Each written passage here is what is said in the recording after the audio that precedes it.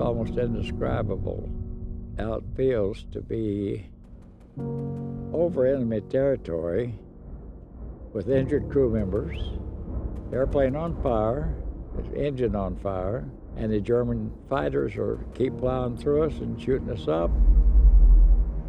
When I walked in there, all I saw were bodies. Suddenly walked in there a boy and became a man in a matter of minutes. The largest, most destructive international conflict in history nearly tore the planet apart. In 6 years, an estimated 75 million lives were lost in World War II, more than double the death toll of any other war humanity has ever undertaken. Yet, despite the American government's staunch political opposition to Hitler's Third Reich, the United States avoided active engagement for almost half of the war. It took a surprise attack from the sky on a date which will now forever live in infamy to rouse the American army. The United States may have had the largest, most capable army in the world at the time, but the young men who enlisted knew that this would not be a walk in the park. Many were leaving their homes for the first time in their lives, and each one knew it very well may have been his last.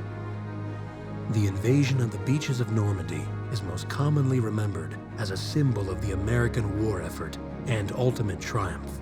But what is less often recalled are the stories of the brave men who fought the war in the sky. For Air Force pilots, performing evasive maneuvers at 20,000 feet above the ground to avoid enemy fighters and anti-aircraft fire was par for the course.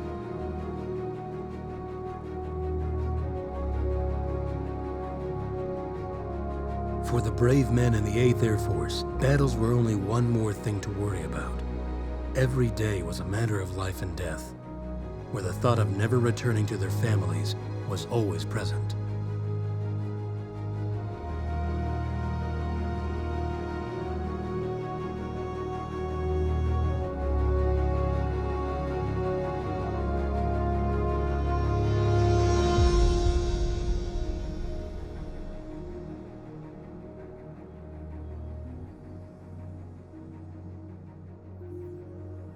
My name is Robert Barney. I'd like to mention I enlisted in the Army Air Corps in December 18th, 1940. I escaped twice from the Germans, but both of them on a march. I flew 68 missions, 35 in P-38s and the other half in P-51s. I was born and raised in Philadelphia in 1923. Went to local high schools and a year and a half in college. I worked at Lockheed. I was a riveter, and I built the Hudson bomber. We were building these for the Brits on Lend-Lease. Because President Roosevelt had brought out the rule that we had to sign up for the draft, so I thought I could enlist and get a better assignment, which I did. I knew I wanted to fly because in Pasadena, the P-38s were flying over Pasadena occasionally, and I would see those because they were manufactured over in Burbank area. I signed to the Army Air Corps and went to Jefferson Barracks, Missouri for a short period of time, and then went to Laurie Field to go through armament school, Air Force Armament School, to learn about machine guns, etc. Then was transferred to the windward side of Hawaii at Bellows Field. I think it was September of 1941. And I flew as an aero gunner in an old observation aircraft as a tail gunner with a single 30 caliber machine gun. When World War II started, America was determined to stay out of the conflict. The immense tragedies of World War I were still fresh in our memories, and with the Great Depression still taking a heavy toll on the domestic economy, engaging in the fight against Hitler was not a viable option for President Roosevelt. On December 7th, 1941, however, America was catapulted into action with a surprise attack from where it was least expected, Japan. The attack on Pearl Harbor decimated the Western Navy fleet, cost over 2,000 innocent lives, and left America with no choice but to retaliate. We had a lot of commotion, noise, like a lot of noise, like explosions. We stood there and cried like babies as we looked at our Pacific fleet laying there like that. I was in a movie theater in Boise, Idaho, with my parents, and a trailer came across the screen that the Japanese have bombed Pearl Harbor. And when the announcement came through, everybody was upset. They couldn't believe that the Japanese, who were supposedly in conversation with the diplomats, would attack us while at the same time talking with the diplomatic corps. I was stunned. Just amazing to have them attack us in this situation. And that day the losses were tremendous. We were quite shocked more than anything else that it seemed to be such a surprise. Our field, Bellows Field on the winter side of the island, was not in Pearl Harbor, but we were strafed and had airplanes shot up on the ground. At that point, I had no idea what was happening. I just know we were getting shot up by someone. We didn't know whom. My squadron commander told me to get a shoot, and off we went looking for Japanese Zeros to shoot down, and luckily we didn't find one, because with my little 30 caliber machine gun, I don't think we did much damage. I called the plant to see if there were any instructions for me. When they heard who I was, they said, "Harry, be ready to travel Monday morning."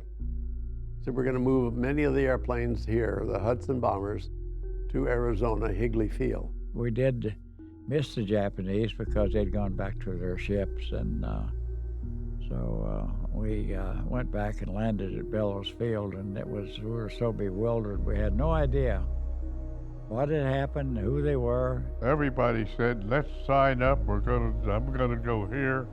I'm gonna go to the Navy. I'm gonna sign up tomorrow with the Air Force."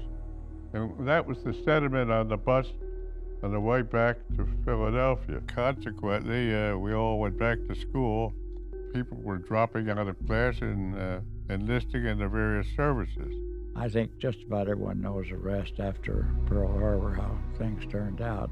I ask that the Congress declare that since the unprovoked and dastardly attack by Japan on Sunday, December 7th, 1941, a state of war has existed between the United States and the Japanese Empire.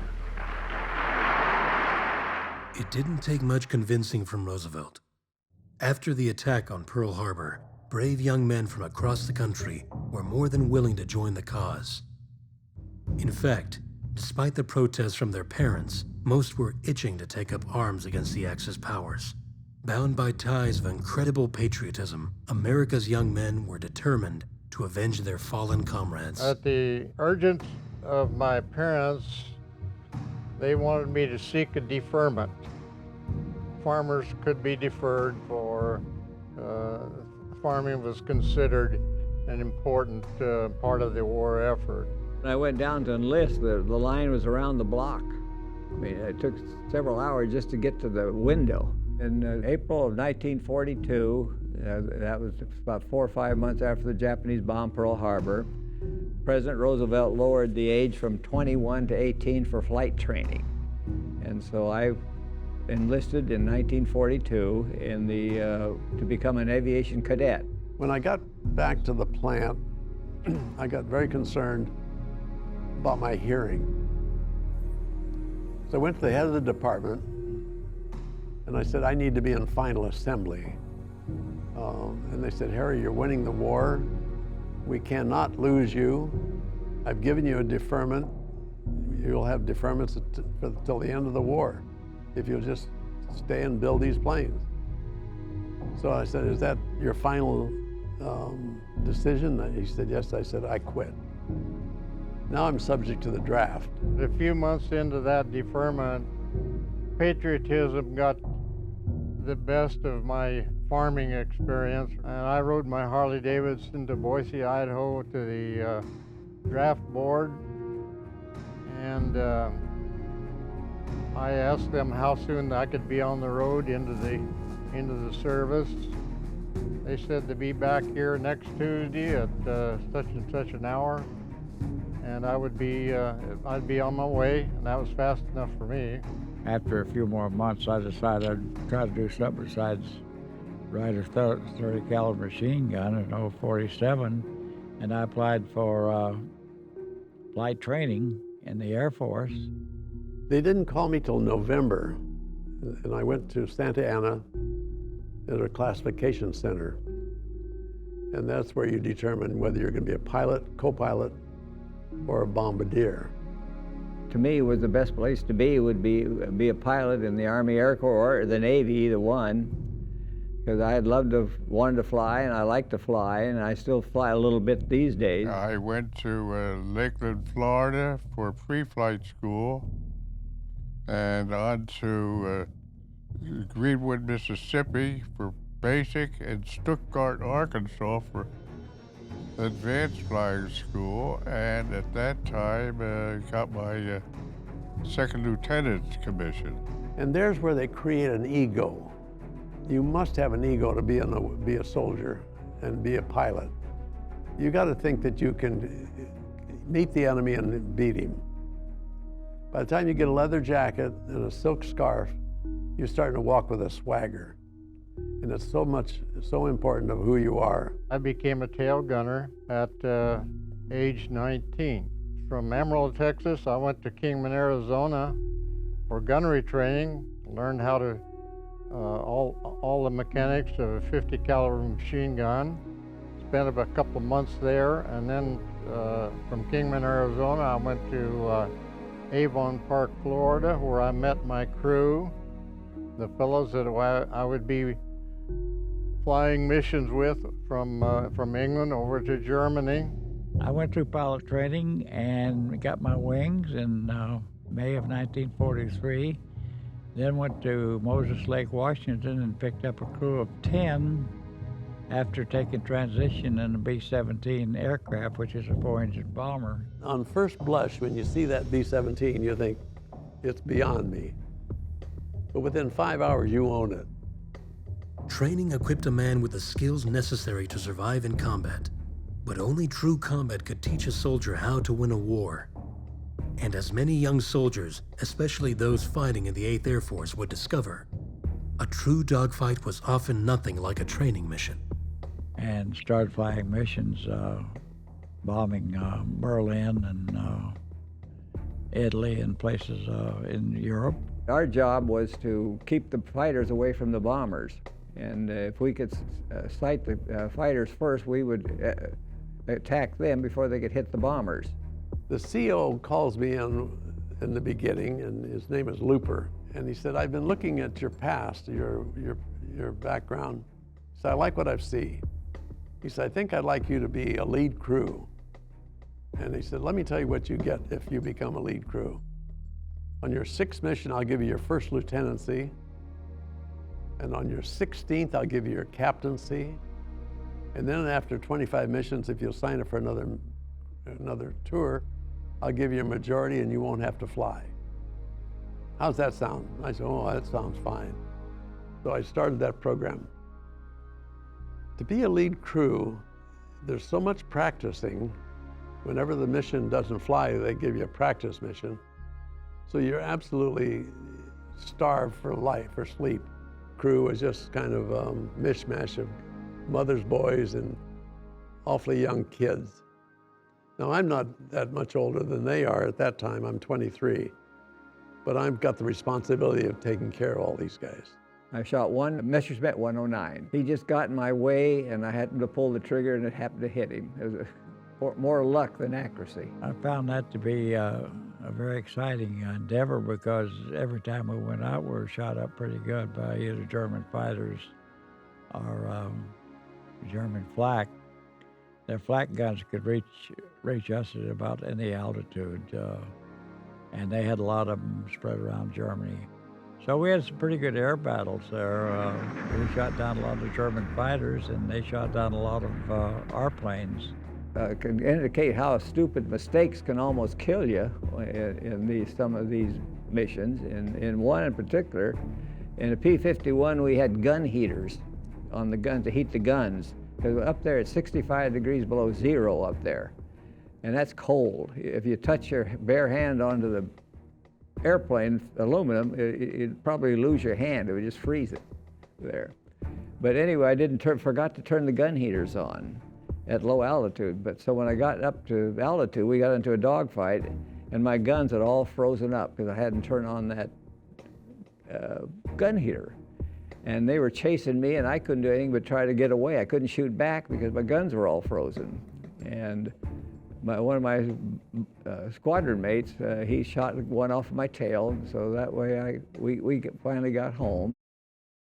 Our targets was oil refineries, railroad marshaling yards, ball bearing plants, aircraft manufacturing plants, bridges. Well, we did, in the P-38, we did escort missions, and we did strafing missions where we did dive bombing of bridges and railroad yards and that type of thing. And then when we got the P-51s, why, we basically were assigned to escorting bombers. And on my ninth mission, we were going to bomb a town called Cottbus, Germany, which was about 70 to 80 miles southeast of Berlin. And then mid-air collisions were not uncommon there. The English weather was such that there'd be 1,000 bombers forming up over England and maybe 600 or 700 fighters forming up. We're all trying to get in the air at the same time.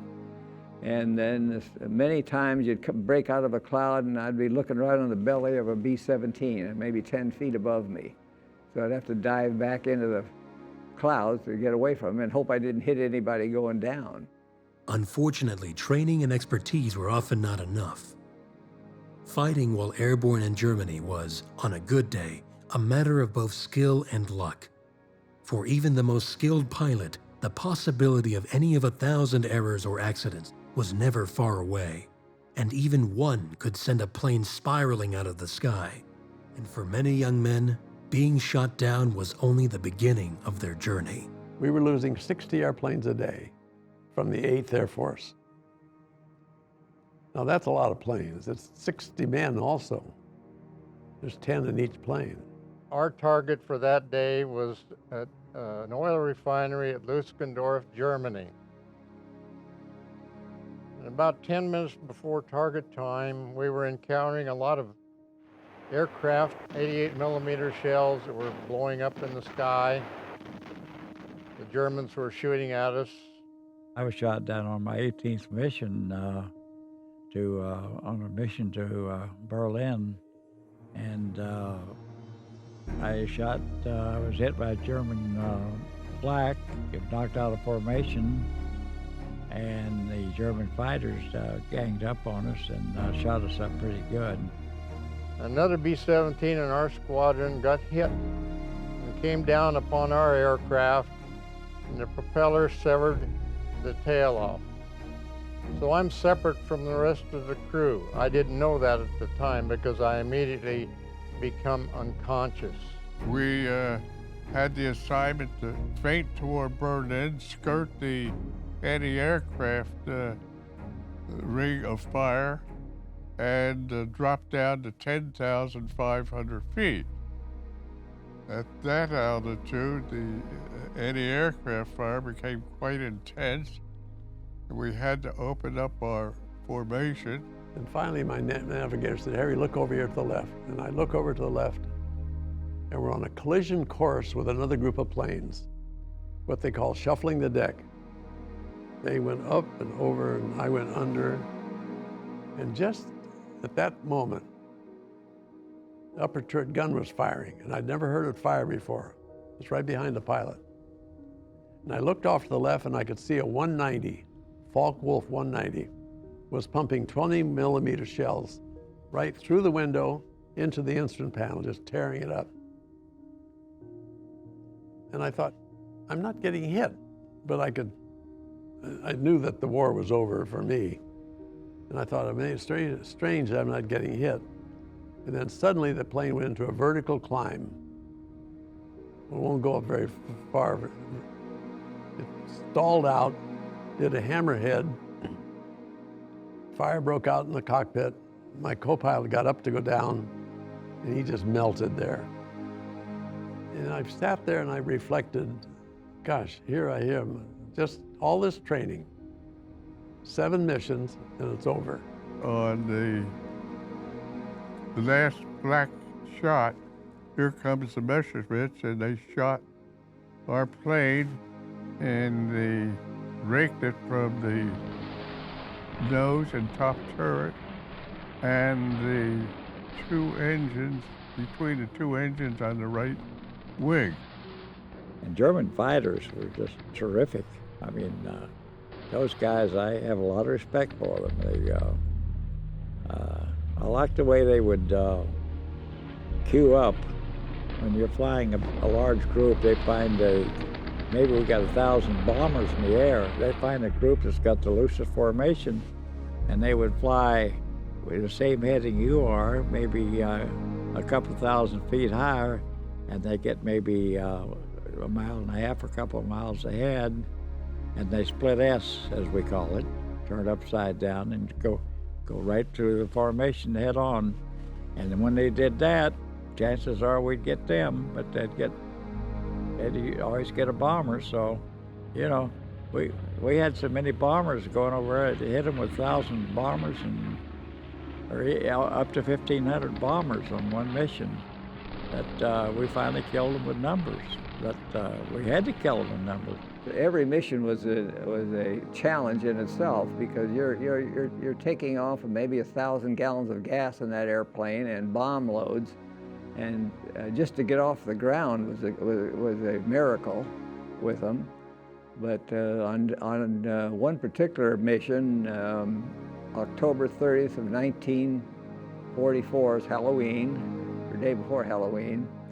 We were to pick up some bombers coming off the target in Hanover, Germany. And we were in P-51s this time. And so we were about 30,000 feet, and our job was to find the bombers coming off of the target. The weather was bad, and we never did find the bombers. And as the weather got worse, the leader said, well, let's try to go through this. And we were maybe at 25, 28,000 feet at that time. And when he started through it, we all closed in on one another and flew in formation, almost wingtip to wingtip, and you fly off of the leader.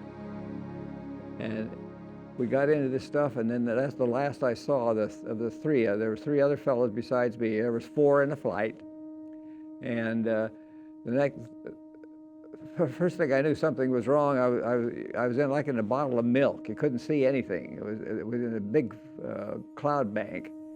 And then I looked down, didn't look down. My cords were hanging in my face, my oxygen cord and my radio cord, and I knew I was upside down. And I watched my wing tanks roll off the end of my wings, but you don't know that. You have no horizon. You don't know where. You have no orientation anymore, and vertigo sets in. And the updraft would catch us and shoot us straight up in the air, and then the downdraft would get us, and we'd be going straight down. And when my speedometer would reach maybe 450, 500 miles an hour, I knew I was going straight down. I had no horizon, so I didn't know. And I'd get the stick and pull it back, and airspeed would fall off, and the altimeter would start to climb, and I must be going up. And so that's what we did, up and down in that darn cloud bank. And finally I recovered at about 500-600 feet off the deck in Germany. And the other 3 pilots all went down in that mission. And the Germans never fired a shot at us. It was all the weather that took us down. In my case, I lost my controls. All I had left was rudder. Didn't have elevator and didn't have aileron, so I'm trying to fly the aircraft with rudder, and the German fighters keep plowing through us and shooting us up. I had lost the 2 engines on the right side of the wing, and came into a spiral which was ever tightening, which would then eventually be in a tight spin, which you would never get out of. So I had no choice left but to bail the crew out. You see, we're strapped in, so I'm not going anywhere. But think of the guys that are standing in the waist gun or the radio operator at his desk. Any place that's not strapped in, when the plane is in this kind of a maneuver, they just get wrecked, they get injured, killed. That's why nobody survived. Fumes are there remaining. And when you get hit with an armor-piercing incendiary bullet from the German plane, you will normally explode, and we did explode. I had no control over anything. There was a little door for tail gunners to bail out. But I was immediately unconscious and could not. Centrifugal force had me pinned into where I couldn't move. I ordered bailout, and we found that my navigator and my top turret gunner were dead from the fire of the Messerschmitt. So ultimately, it did flip me out. I don't know how, why, or anything like that, but it did flip me out through the newly created hole where the tail was severed. In the event of disaster, Air Force pilots were all trained to bail out of their plane.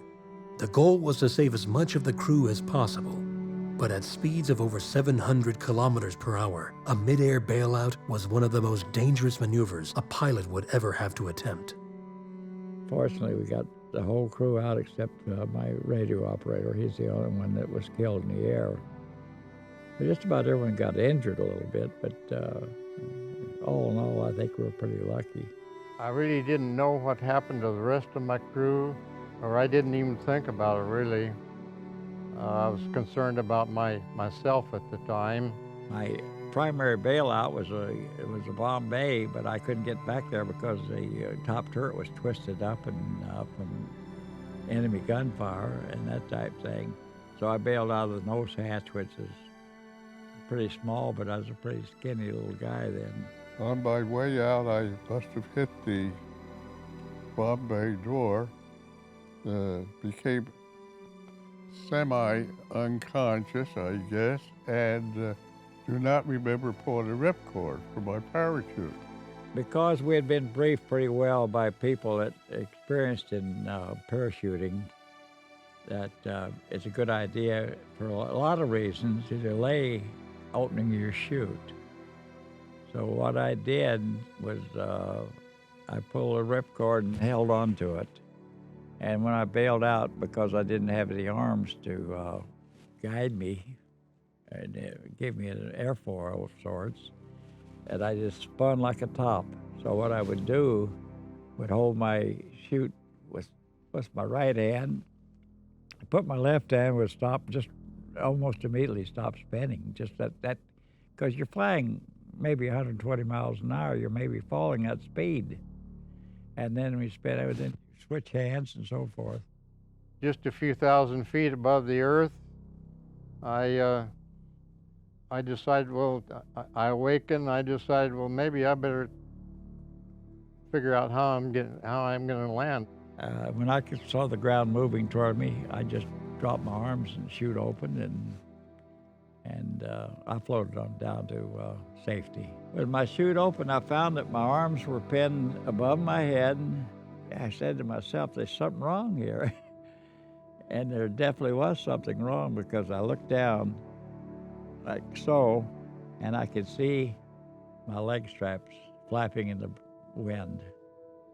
And I thought, oh my God, my chest strap had caught on my Mae West, and they're both hung up under my chin. And it was freaky that I didn't slip clear out of the harness. So when I awakened, I was disoriented, and I was up on the windshield of the instrument panel, and I tried to kick open the window, but the window lock was on. When I got to the window lock, the plane was gone. I was now just in a piece of it. The whole thing had just come apart. Seats were gone. Upper turret ring was there, so I just rolled out with my backpack, lit in a tree. My face got burned, but the shroud and the silk just caught on the limbs, and I had a landing without incident, just very, very gentle. As I woke up, I looked down and I'm coming into some trees. So we had been taught to cross our legs so as not to get hung up in the branches of the trees. And went down through the branches and so forth, but the parachute hung up in the top of the tree. So I'm dangling about 15 feet from the ground, and the only thing you can do is open the shrouds of your chute and drop to the ground, and at that point I injured my left ankle. Luckily, I did land properly. I landed with my back to the wind and slammed me down pretty good. Dragged me a little ways. When I landed, I couldn't guide myself at all, and I hit heel first and it knocked me out. Safely landing was only half of the battle. Survivors of planes shot down in Germany now found themselves deep in enemy territory. Even German civilians were often hostile towards American soldiers, and in the dead of winter, the long trek to the Allied front lines was almost a suicide mission. This was in German territory, and then I started worrying about what the reception would be with the Germans. Got out my maps and stuff, and they were the wrong maps. They were southern France instead of Germany. So I started going north to go to Sweden, and I probably ran for about 2 hours. Finally, I got so tired, I just laid down. I decided to come out and start walking northbound. When I landed in Magdeburg, I was picked up by civilians, and they weren't too happy to see American terrorflieger, as they called us, bomber pilots, and they beat me up pretty good on the ground. And pretty soon, I looked up and 2 kids were standing there, about 10 years old. And they were so friendly, I thought they were going to help me. So they took me into town, into a little village, like a Hansel and Gretel village. And I was still so tired, I kept sitting down. And pretty soon, maybe 20, 25 people came. And I'm in the center there. And then when they discover who I am, that I'm a pilot, 8th Air Force, they start kicking me. Well, it got extremely dangerous. They were going to kill me. So I peered up and looked. I saw people heading in my direction, and they were shouting at me. I started to run away from them at first. I started running the opposite direction. When they started shooting at me, I decided, well, I better do something else. I had slammed my body down to the earth, and I started peering up again. The people just kept coming towards me, so I just ended up putting my hands in the air and walking towards them. I surrendered. They encircled me, German civilians. Some had guns, some had the implements, farm implements, forks, shovels. I couldn't understand anything they were saying except for 2 words. There was 2 words I understood. Chicago gangster. Hitler had put out in his propaganda, the media, radio, or whatever, that all Air Force people were recruited in Chicago, and they were all former gangsters. And I got lucky. A neighborhood lady took me in her house, and she seemed to dominate the neighborhood. After a few minutes, I found out she helped me.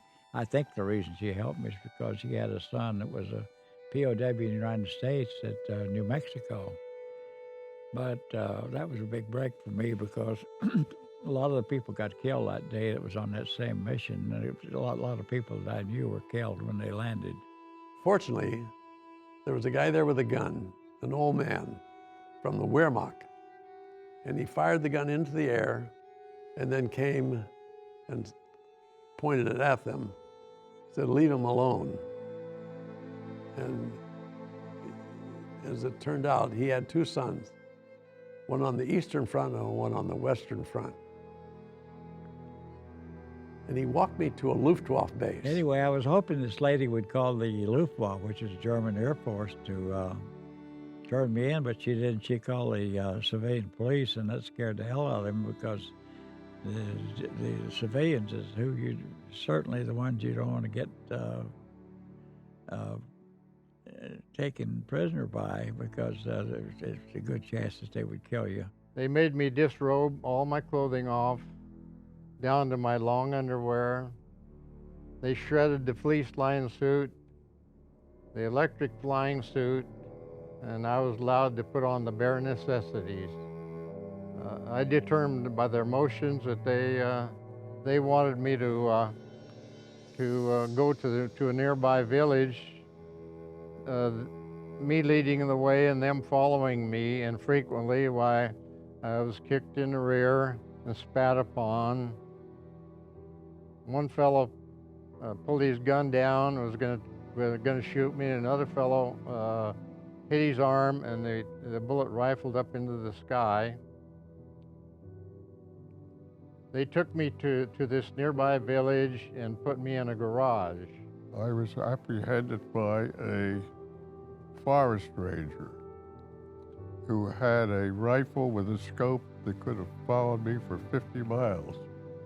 And as a result, he said, "Hands up," and I did. And at this point in time, I'm aching pretty bad. My leg is hurting. And I decided I didn't care whether they caught me or not. I felt pretty lucky to be eventually turned over to the Luftwaffe. Naturally, I was very scared, thinking that probably hanging was my future. After a couple of hours, the door opened, and there was a German policeman there. He motioned for me to come out and to walk on a dirt road that led past through the village. He was riding his bicycle, and I was walking. We gradually overtook a farmer with a wagon pulled by a bull. The German policeman ended up, after some conversation with the farmer, he ended up riding the hay wagon, and I pushed his bicycle on into the little town of Eisenberg.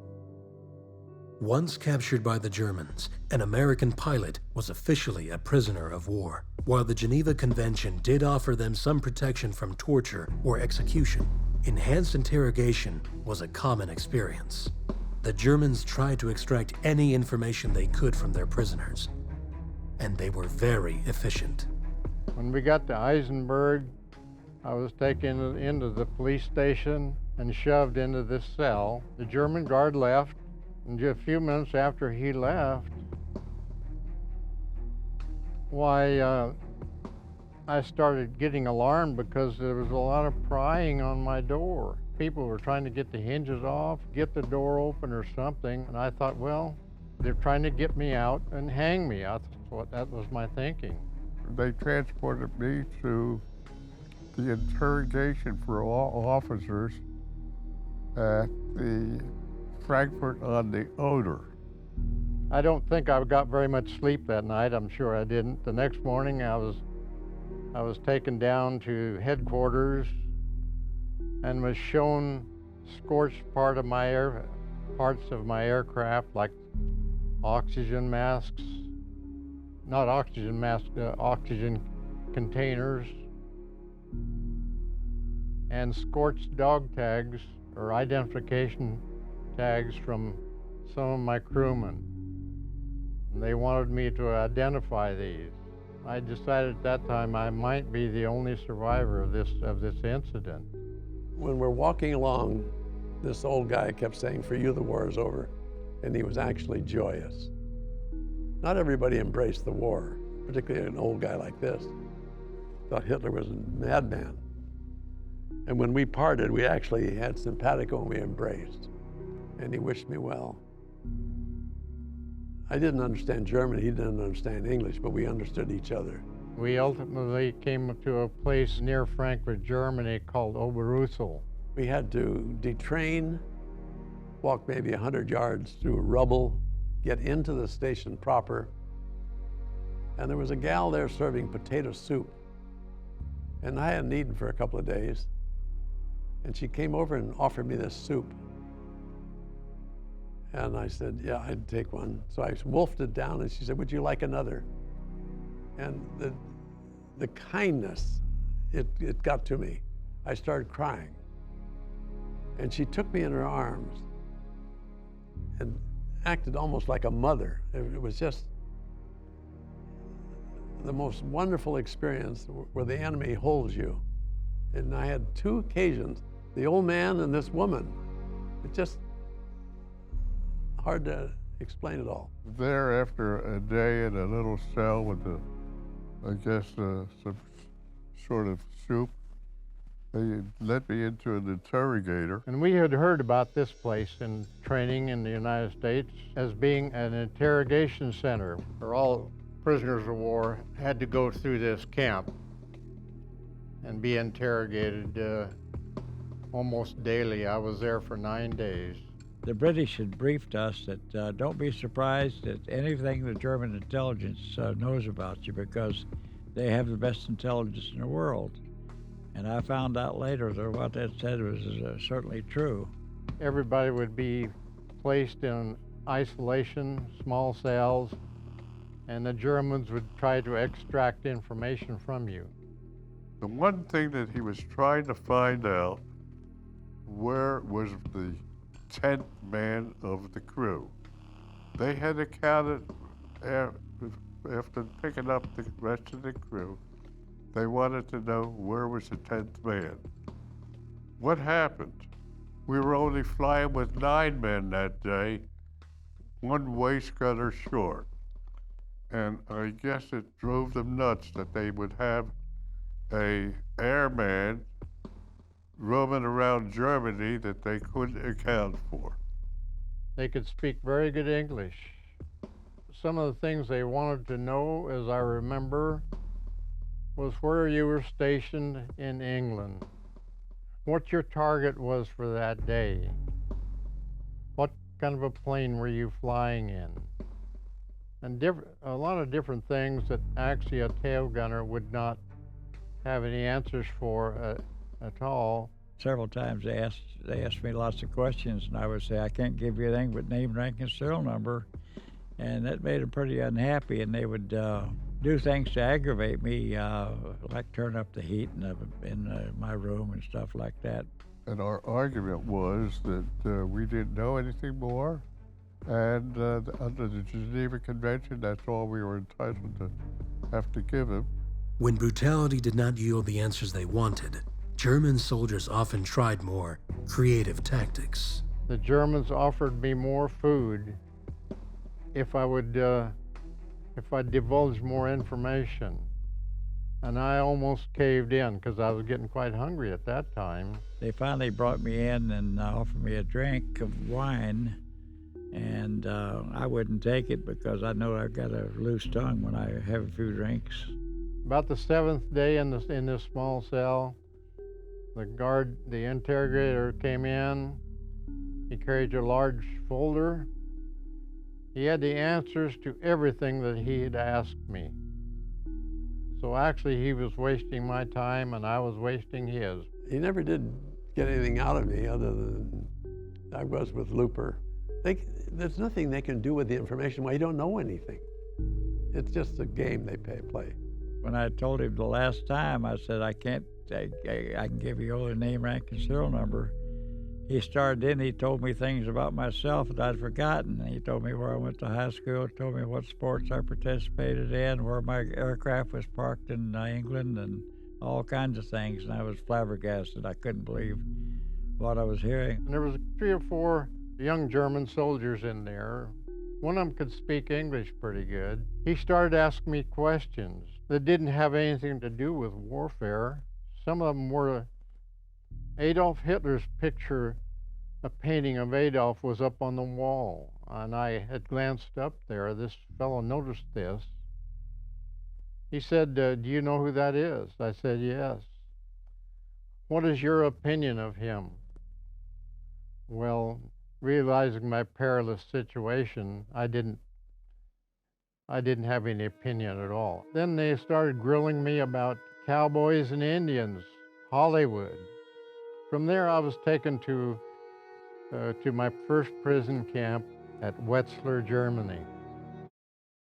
I was transported to Stalag Luft 3, which was near the old Czechoslovakian border. Stalag Luft 3 was probably the most famous of all the German prison camps, as immortalized in the classic film, The Great Escape.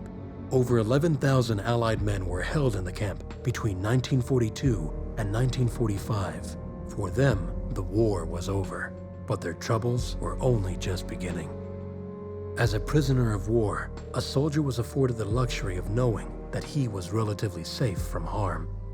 However, that did not mean the conditions were ideal. In fact, for some, life in the prison camps was worse than it was in combat.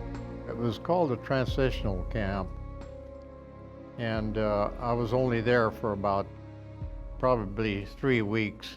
That was my first introduction really to prisoner of war life, and you met lots of people, other prisoners in this camp that were had stories. Everyone had a story to tell. In that camp, they had separated the Brits from the Americans because more Americans were getting shot down. We had 5 compounds, which is about 10,000 officers in that same camp. We had 10,000 prisoners, all officers. Nobody had to work. If there was any work to be done, it was done by the Russians. And they slept on the ground, and we slept in barracks. There was 2,500 to a barracks. First part of my capture was summertime, and walking around the camp, there was some recreational footballs, basketballs, and baseballs. We had fellowship, we had German classes, we had salesmanship classes. We didn't figure the war was going to last 2 weeks. This won't be a big problem. But it went on 9 months. Some of the things I probably will never forget was the condition that some of the prisoners were in there. Some of them had been in very devastating incidents and whatnot. I remember this one P-38 pilot that didn't get out of his P-38 quick enough, and he was scorched. His face and hands were, his ears were gone, and he looked pretty sad. The first duty that I was assigned was to dig out tree stumps because we knew that the Germans were short on fuel, and actually the allotment of fuel for cooking and for heat was like 1 briquette per day per prisoner. So that would keep the home fire going too long. A briquette, by the way, is compressed coal. So we supplemented that by digging out the tree stumps, cutting them up, and stockpiling them to the fuel supply. Got very cold, and what do you do when it's cold? You find every bit of clothing you have and every blanket you can find and sit in the bunk and shiver.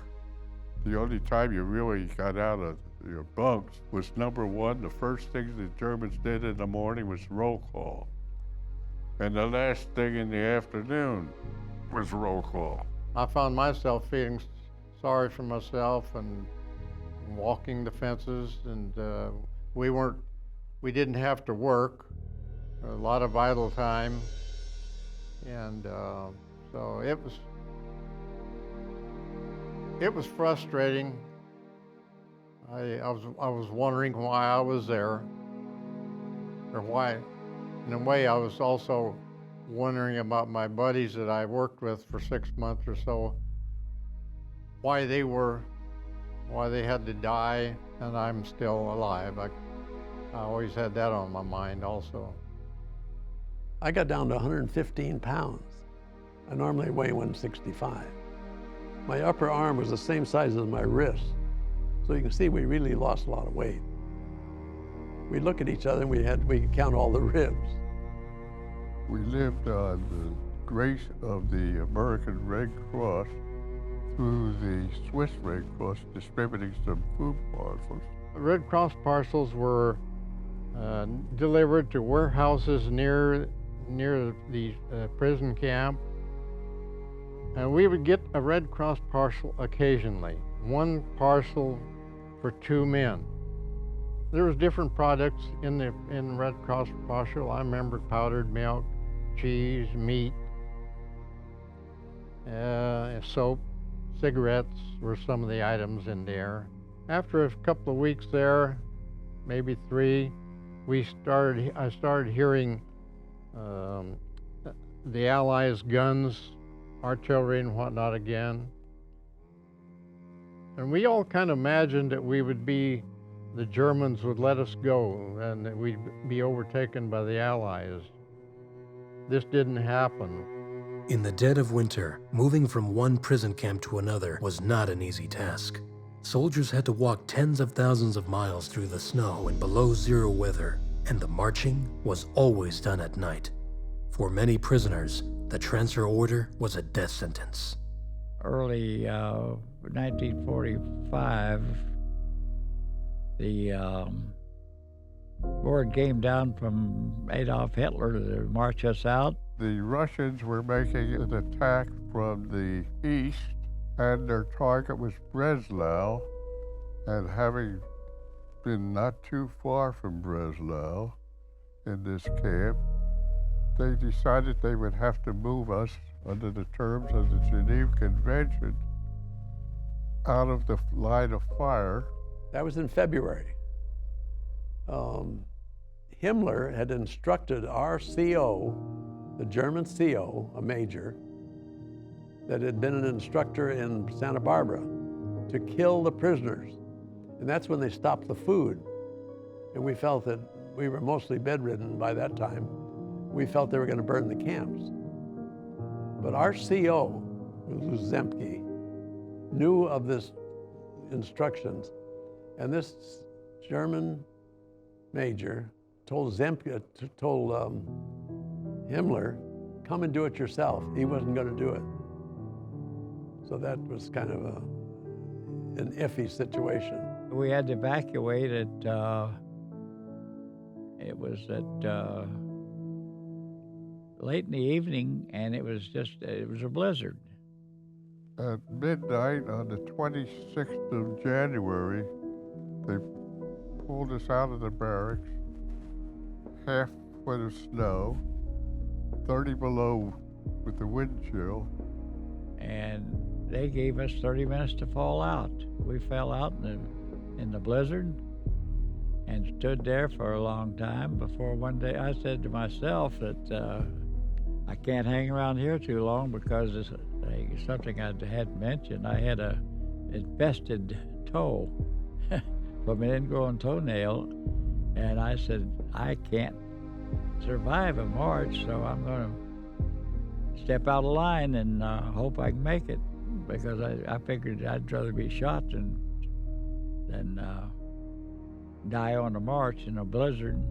We spent that night walking or marching, whatever you want to call it, through dawn.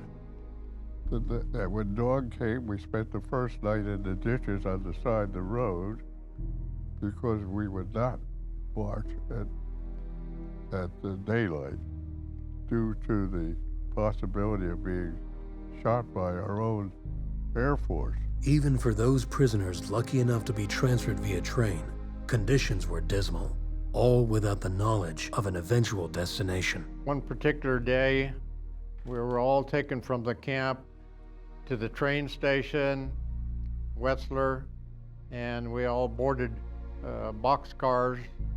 Designed for 45 soldiers, and we had about 75 in there. So you were sitting body to body, 2 guards per car. There was one large door with 2 guards in attendance at the door, 1 on each side, with their arms, of course. We took off. We didn't know where we were going. The temperature during this period of time, I believe, was below 0 at all times. And we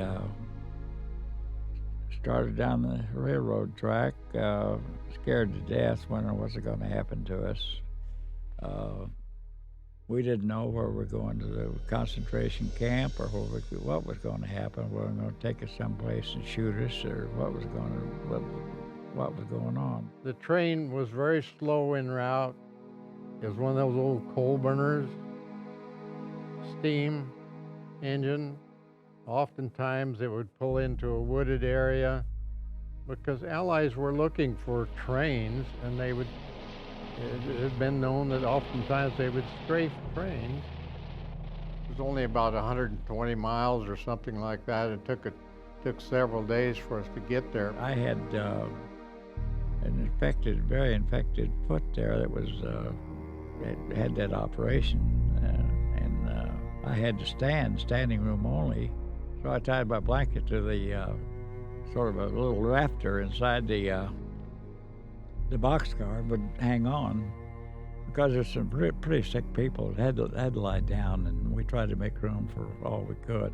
They allowed us to sit on the floor, but the guy in front of you would sit in your lap area, spread your legs out, and the guy behind you would do the same thing. But we had people die just on that long trip because we were on the boxcar about a week. Our destination proved to be Nuremberg, Germany.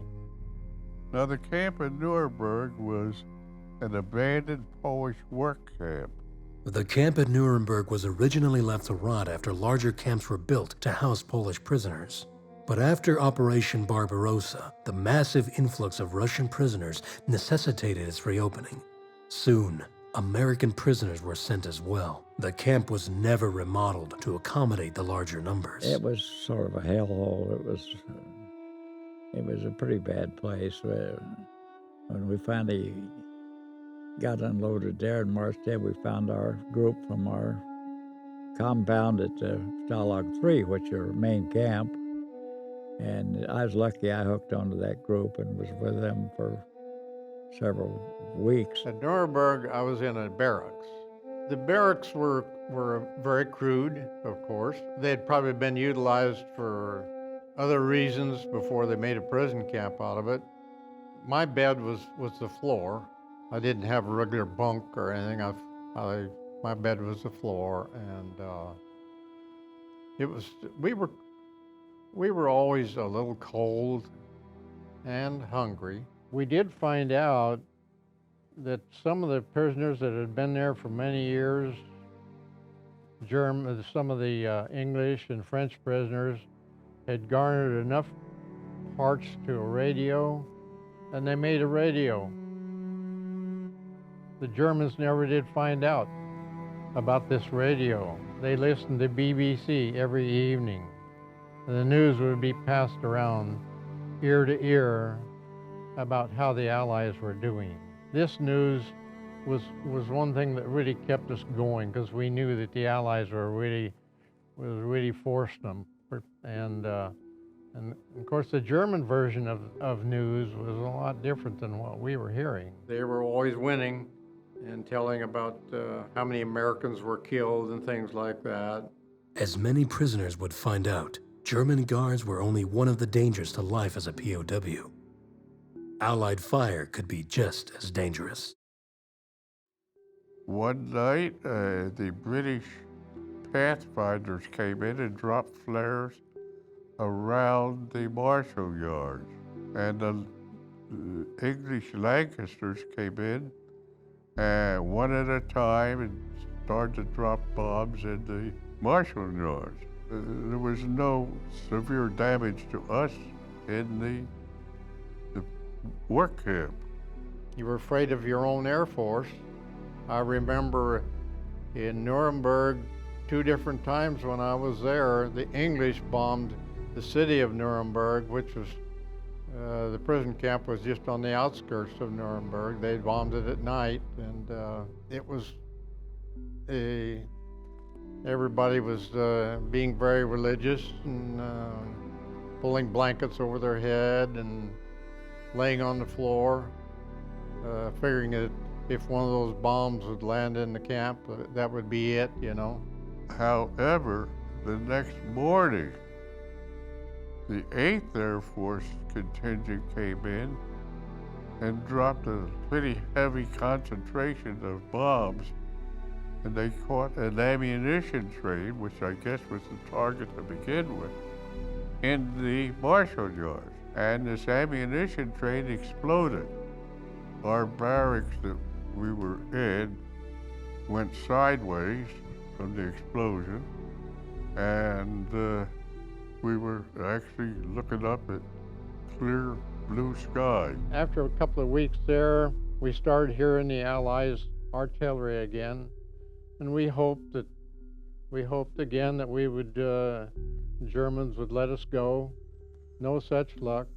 So as a result, they had to move us to a further camp, which was called Moosburg. The more a prisoner was put through, the greater the desire to escape often became. Many men, indeed, found transfers to be the perfect opportunity for this, as the marches were sparsely guarded. But the question remained, was trekking through the German countryside alone worth the risk? Was it any safer than remaining a prisoner? 10,000 prisoners, I found out later, were on this march from Nuremberg to Moosburg, kind of close to Munich. We left there about noon one day, and we got hit that afternoon when we were marching. We got hit by American fighters. They strafed us because they really obviously didn't know that we were Americans. We call it a march, but it didn't even resemble a march because guys were strung out so bad, and some of them had injuries and whatnot. They had a hard time keeping up with the group. It was like a rowdy bunch of people walking along. There was no discipline in that, except for one time when we were under the control of the SS. And they had some Hitler Jungen, young German kids, 14, 15, 16. And they were our guards for a contingent period of time there. And that was a little different. They towed the mark and shot a couple people. A disturbance on the road took place, and we all tried to hit the ditches to keep away from this runaway team of horses. It killed a few guys, injured some fellows, not too far from my position on the march. There was some false alarms after that, because we were all so jumpy and nervous, you know. Somebody, after they reformed our columns and took off again, somebody screamed attack, and guys just took off every direction, any direction. I came to my particular group was in the area of a small city, rural city. I took off across the yard and through the backyard and came to a chicken coop. I didn't have time to try to find out where the gate was. I put my head down and busted into the wire fence, and it almost knocked me unconscious. Actually, it was a false alarm, so we were all garnered together again and proceeded on our way. I didn't know where we were going. I didn't know what was going to happen, and I decided I'd try to escape, and which is no big deal because you march at night, and the German guards were scarce. They had dogs that were tired, German shepherds that were exhausted, and so I decided that I would try to escape. And as it turned out, I saw my co-pilot that I had seen in several weeks sitting by a tree, and his name is Tex Baldy, and I walked up to Tex and greeted him and said, "Tex, would you like to try to escape?" And he said, "Yes." So that night, we did escape. No big deal. We were instructed not to make any effort to escape if we were shot down. We knew that the war was just going to be over very shortly, and you were weighing one thing against another, and most of the prisoners felt like that it was better to stay with the group and be liberated as a group rather than strike out on your own. We did not attempt to escape due to the fact that you are so far in Germany that you did not, it was too far to try and get to the front lines. Those who did escape gained their freedom at a high risk. Most were so off course from their original destinations that any maps they owned were useless. The German landscape was vast, and without being able to speak the language, any civilian was a potential enemy. Indeed, Adolf Hitler personally ordered the execution of 50 POWs who were caught in the attempt to escape Stalag Luft 3. There are thousands of people marching down the road, and you see a German car coming towards you with the hoods on the lights. They blind you, but they can't see them from above. And so I told Tex, I said, well, there's woods. We're marching alongside the woods, and when a car comes by that looks like blinds us a little bit, I'll tug your coat and we'll take off for the woods, which we did. Light was coming, car was coming with the lights on. I grabbed Tech's coat and pulled on it, and here we went. We went over the banks of a canal and into the canal, waist deep, holding our blankets above our head, until thousands of people marched by. We were just standing there scared to death and halfway frozen. But eventually everyone passed by, and we were still there. We're still free. And but now what do? We got no compass, we got no maps, we don't know the area. But we thought we were free, which is of course a little bit ridiculous. Some nights we slept under the stars. We didn't get to places where we would have a cover. I do recall spending one night in church. There was prisoners on the floor, under the pew, on the pews. We slept one night in a barn. We sneaked into a German barn and slept there. The second day out, we were trying to skirt a little village, and we couldn't figure out how to get by without them seeing us because there were some French workers in the field. And we tried to go between the French workers and the city in a little town. And we got about halfway by the town, and some old man, he was older than me then, he was probably 50. He came running out, and he said, hollered at us like, who are we, and all that. I tried to tell him we were Frenchmen, and he spit out a few words of French, and I told him nix for staying. He wasn't even impressed with my German. He let out a big holler, which meant he's letting the town know that he's got, someone suspicious. And I told Tex, I said, we got to make the woods, which is up a hill, and I put my foot behind him and pushed him. He fell, and we started up the hill. We got about halfway up there. It dawned on me that so we find the woods. What happens then? Because the German woods and forests, they're no different than parks, perfect parks in the United States. I mean, the woods are always so clean. But it didn't matter because the old man let out a scream, and the whole town was after us, and they caught us before we got to the woods. I was pretty well scared at that point, and so was Tex. But they took us down to the Burgermeister's office, which is in German is mayor, and they stood us in front of the Burgermeister in his office, and he's a little fat German. He's looked like the movies, like he should be a German mayor in a war or something. But we stood there maybe an hour, and he'd look at us and shake his head and talk on the telephone. And lo and behold, we're standing there after about an hour or so. This big guy must have been about 6'5", 6'6", little beetle-browed guy walked through with his rifle and walked into the next room, and Tex and I could hear him cocking his rifle. And I told Tex, out of the corner of my mouth, I says, "We're dead, Tex." He says, "Yeah, I know." The first 100 yards or so was terrorizing because we thought maybe we'd get a bullet in our head. It turned out we marched and maybe walked maybe 3 kilometers.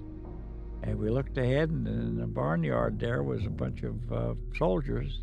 As we got closer, we recognized them being American POWs. We didn't know them personally, but there's a group that marched all the way from Posen in Poland, and had been captives for a long time. We marched at night sometimes. I remember one night we marched all night long, and you couldn't hardly see the prisoner in front of you. You would put your hands on his shoulder so you knew where to go, and the guy behind you would do the same thing. We didn't know what our destination would be on this trip. It took about 12 days to do it. Our destination on this trip was a place called Moosburg, Germany. One of the largest prison camps in Germany. Moosburg, the final destination for many Allied prisoners, was a massive establishment deep in the heart of German territory. While some prisoners may have recognized this move as part of a systematic retreat, most others were unaware. For them, the journey seemed endless. Misguided by German misinformation, most were unsure if they would ever make it home. 76,000 prisoners of all sizes, shapes, and forms, and there was Russians there, there was Polish there, everybody, and Free French, and of course Brits and Americans. So they tagged us on with this group, and we was with them a few days, and it was kind of tough because he had a tech sergeant in charge. It was a pretty hideous guy and overbearing with us, but we, in one particular case,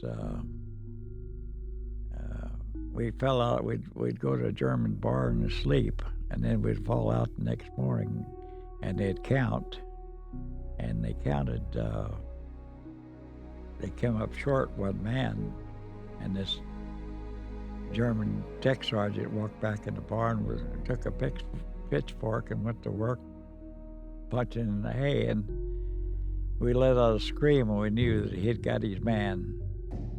And we marched out of there, and he left us, a guy was full of pitchfork holes, left it for the German farmer to take care of. Anyway, make a long story short, we escaped. We decided after 2 or 3 more days we'd try another escape, and we did that by when we were sleeping in a barn. We looked around and found out they had a tool room where they kept the plows and that type thing, and it was adjacent to the barn we're sleeping in. And I told Tex we'd try to make it that night, if we could do it, we'd try it anyway. And so we covered up in the hay and laid there for a couple of hours till it was so quiet you couldn't believe it. And I knew that everyone must be asleep. And I tugged on Tex, and we crawled out of there and crawled through the tool shed and over a wooden fence. We had to walk through the barnyard. We walked very slowly. I was scared to death. Went over the fence and walked about probably a quarter of a mile from the direction that we would come in, and spread our blankets under a tree and went to sleep. So we were escapees again, and we felt pretty lucky about that. The Russian prisoners were a sad lot, I thought. We did receive Red Cross parcel while we were there, in addition to the German black bread and a bowl of soup occasionally, but the Russians never received any Red Cross parcels. They were walking skeletons. They didn't look like they would last another day or two. They looked so pitiful. There were some original barracks there, but they were all taken up long before we got there. But this was just nothing but a big barbed wire pen. Had to be at least a half-mile square, and as the prisoners were coming in, no room in any of the barracks or that. We just went out and slept on the ground under the stars. But luckily, the worst was finally over for these heroes. World War II was coming to a close, and with that, freedom was imminent. We kept our eyes open for what looked like a good place to rest and sleep. And we saw this one place. It was quiet, didn't have any chickens, didn't have any barking dogs, and a very quiet looking place, neat looking place. And I looked at Tex and I says, "Are you thinking the same thing I am?" And he said, "Yes." So we very quietly marched up to the front door, which is about maybe 200 feet. And I stood by the door. I told Tex to knock on the door, and I stood out about 3 or 4 feet away. And a lady came to the front door, an elderly lady, and she looked at us and looked scared, but not terrified.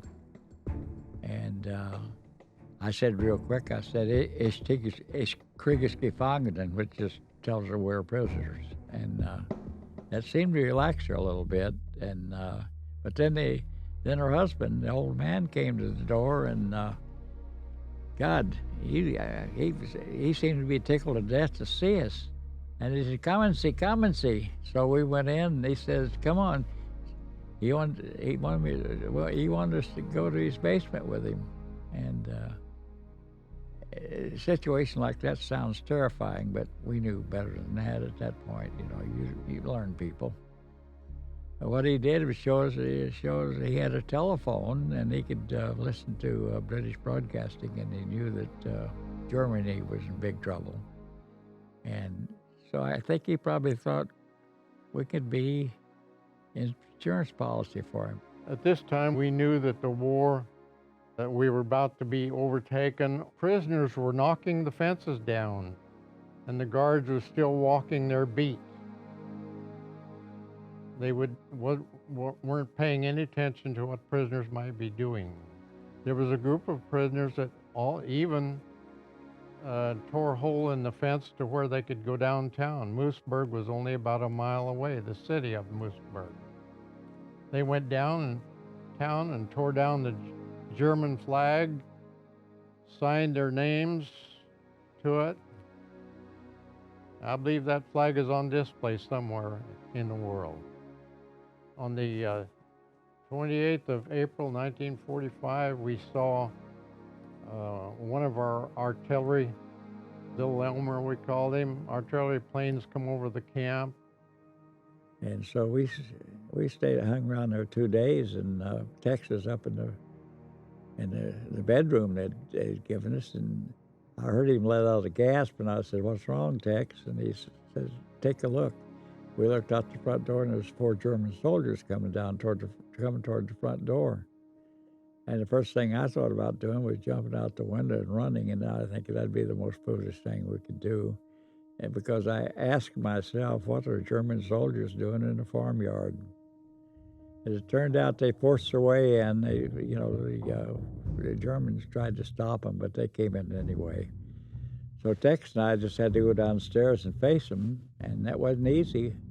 But as it turned out, it was really safe because I had my military rank on my collar. I was a first lieutenant at the time, and so was Tex.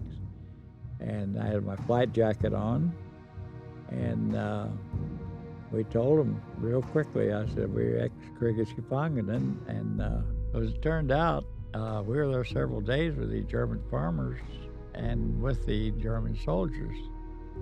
And we played cards and did a lot of things, got along pretty good.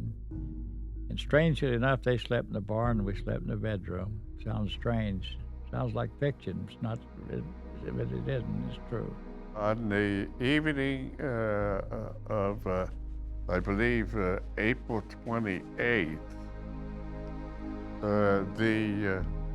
a colonel came up the road of the German prison camp there at Moosburg, and with a white flag on a Jeep, and went into the commandant's office and supposedly make arrangements to take over the camp the next day. One day we're sitting in the yard, they're just passing time away, and we see an liaison aircraft flying over. And I could see it was an American airplane. P-51s shaking their wings, P-47s.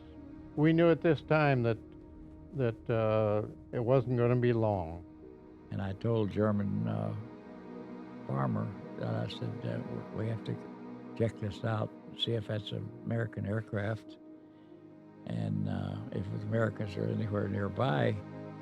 And he okayed his French worker to make a trip down to an intersection about perhaps 3/4 of a mile away. And he came back in an hour or so with a staff sergeant, 2 staff sergeants and a Jeep, American staff sergeants. And boy, was that ever a thrill to Tex and I. We were just tickled to death to see these guys. And we let them know right away, don't be looting these people, leave them alone or befriend us. And it was a great feeling to see these staff sergeants. The Liberation Day itself, you could have been hurt. The guards had been instructed to remove and lay down their arms at 6 a.m. and to go into their own barracks. And they would become prisoners of the Allies. Someone from that barracks start the fire at that Jeep. There was quite a bit of fire back and forth. The Allies were firing, and the Germans were, not the guards, but the infantry of what there was left of it was firing back and forth. So all the prisoners were laying on the ground, hoping not to be hit. But the battle was over. It lasted about 3 hours, and that was it. The war was over on May 1st. The towers were empty on April 28th. The Germans had left. When the Russians showed up, they had 140 head of cattle.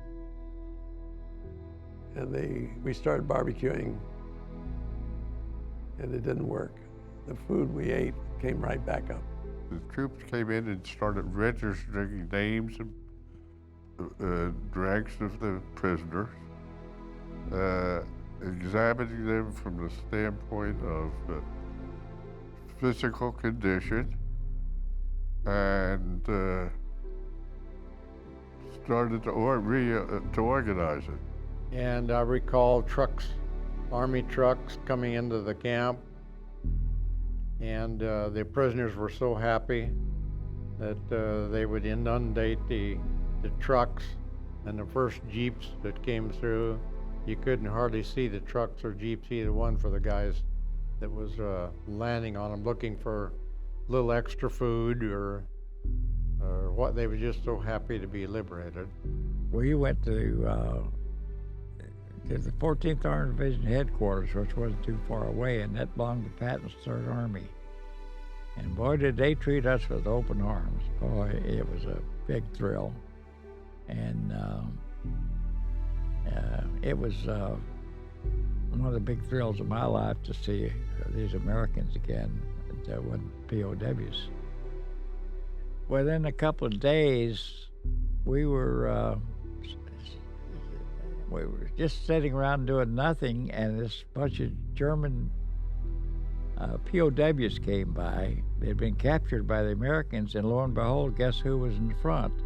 The stack sergeant that stuck the pitchfork in our guy. And so I told this NCO I was talking to, I said, boy, that guy's a real rat. And he said, tell me about it. When I told Major the story, he says, well, Lieutenant, I'll tell you what we're going to do. We'll take him out in the field, and we'll have a court-martial, and we'll shoot him. And I said, oh, my God. Anyway, I didn't want it to happen because they're not supposed to do that to POWs. After about 8 days of processing at this camp by our allies, Americans, we were trucked to a nearby airfield at Landshut, Germany. C-47s were waiting for us. We were flown to Le Havre, France for further processing. I'm in France now at the Camp Lucky Strike.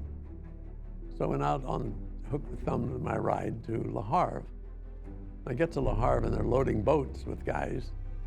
So I went over to a man typing and I said, I'd like to get on this boat. And he said, you have to have orders.